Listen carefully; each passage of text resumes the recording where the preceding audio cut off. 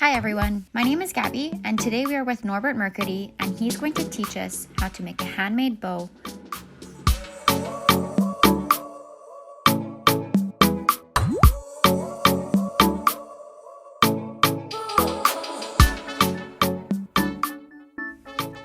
First, you're going to want to harvest the wood to create your bow. Norbert took me to the bush to find the perfect chokecherry tree.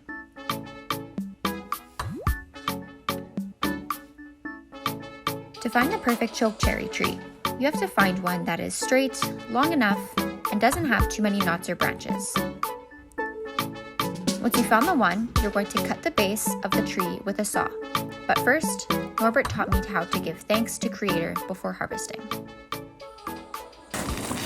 So for me, when I find something that I think I'm going to be using in regards to this particular tree here, I always put tobacco down. So the tobacco is just a giving of thanks for the use of the tree and for the Creator providing us with the tree to use for what purpose we have. And the purpose that we have is that we're going to make a bow out of this particular tree. So that's how we say our prayer. So in most times we don't kneel necessarily, but I might be down on the ground saying a prayer. So I would offer the tobacco to the Kitchimani too, and then I would offer to the Aski, Aski, and then I would offer tobacco to the tree. And then after I've said my prayer to all this offering of the use, I would just put the tobacco down on the location. What I would do is that I would say, Kitchimanitu, Tinanaskamitin, Gaminiak, Tabatistak, Mistik, Matago, Nandositayak, Tanust. Umagay Pitutamak, Tinanaskamitin, Chimantu, Gaminiakuma, and Pimatswin, Christi Tutamagotaski, Tinanaskamitin, Niptigapu, Disnikasan.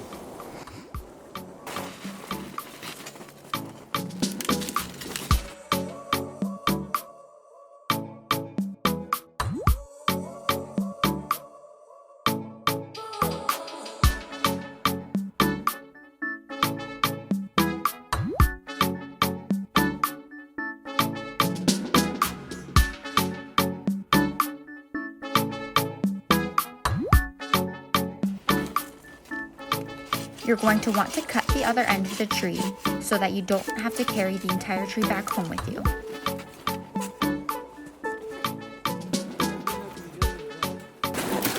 After you use the tree, you stand it. Stand it back up. Then we headed back to start carving our bow.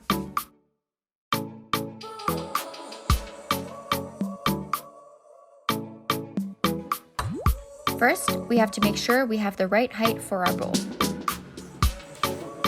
This one? So it goes to about under your armpit. Just the armpit, yeah. Just under the armpit. Or if you're looking in regards to the sides, it's also good to look at it like underneath your chin. Okay. To the sides. It's almost like a hockey stick. Well, under the chin. This is pretty close to where I would be. It's straight about it. It would all be up here. Okay. So you don't want it to be any longer. In regards to long. But this is a good size for me right now because it's just where it is. Right.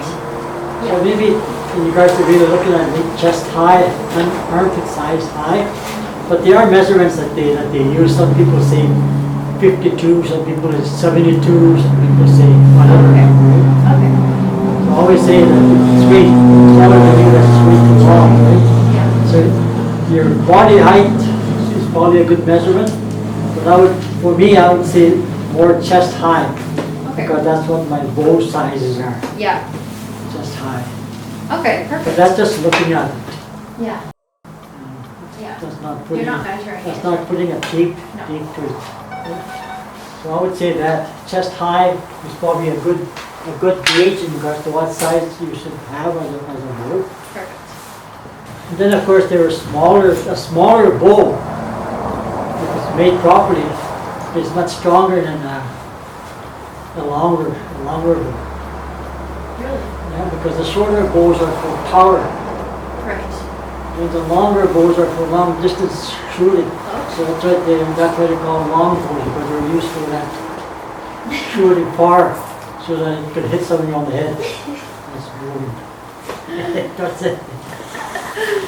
Awesome. But also the shorter bows, if you're using them on anything that relates towards hunting, and you're using something like a horse, that's why we had so many good horsemen to be able to shoot at those buffaloes with those Small bows. bows. They didn't have a long bow with them. That'd be too cumbersome. Yeah. With a short bow like that, with the power.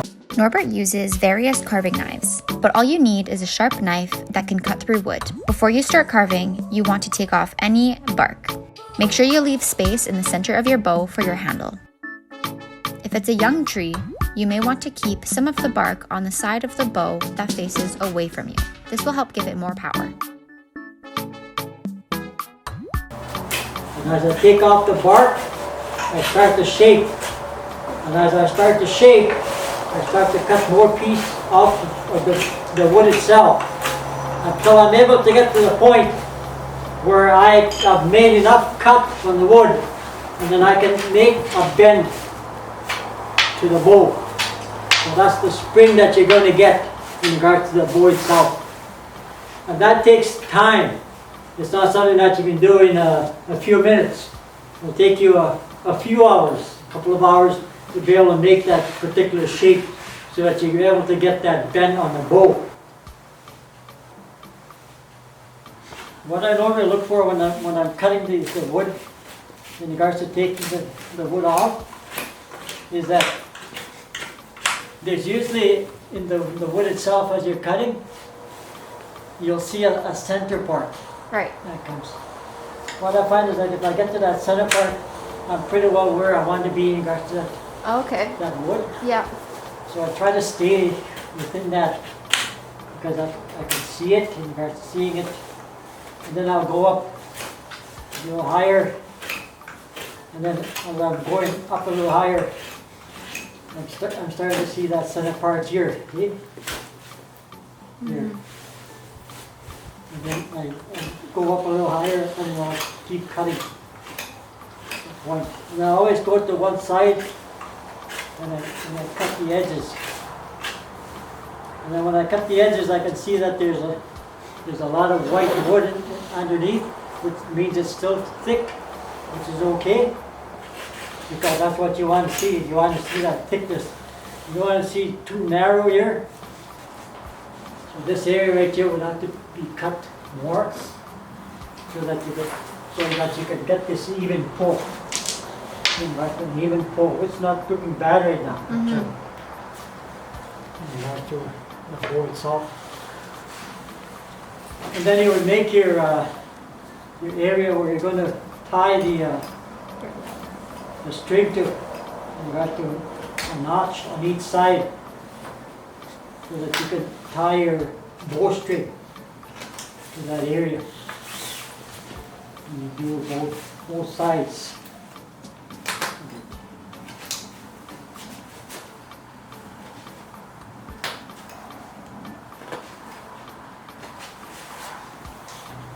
Like I said, there's other types of trees that you can use.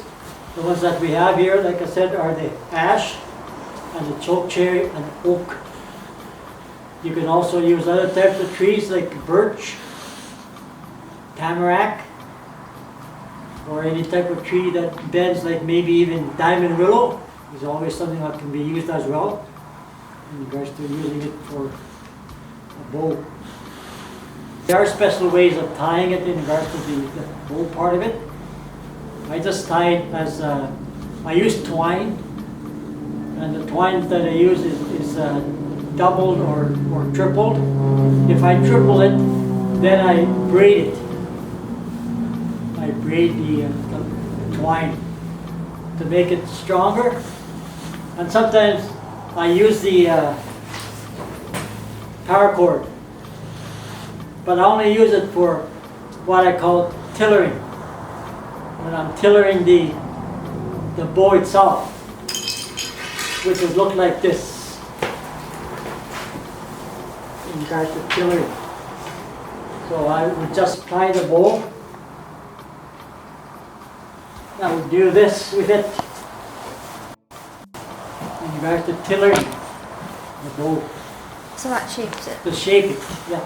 So if I'm doing this, then I get to see that where else maybe I need to cut a little bit more, right? But this one is not too bad, it's fairly even. So that's why I want to put the sinew backing on it, because when I put the sinew backing on this particular bow, it's going to be a lot stronger. It's going to have more power and more force to a shot. So that's what I use for lines in regards to your bowstring. You can also go buy it in the store if you wanted to, but you have to make sure you are able to make a bow that's the size of that string. Alright, it's ready already. So this is a bow that I've been very proud of. It's too bad that it broke because it was much better than being able to shoot. Nice. Can I shoot it?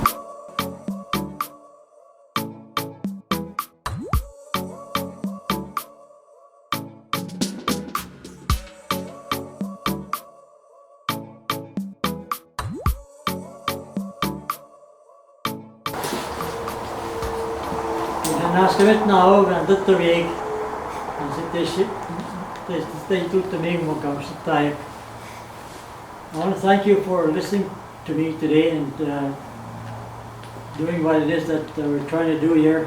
In this case, making a bow out of a choke cherry tree. Thank you. Thank you everyone for joining us, and thank you so much Norbert for sharing all of your knowledge with us. And we really, really look forward to seeing you guys with your handmade bows.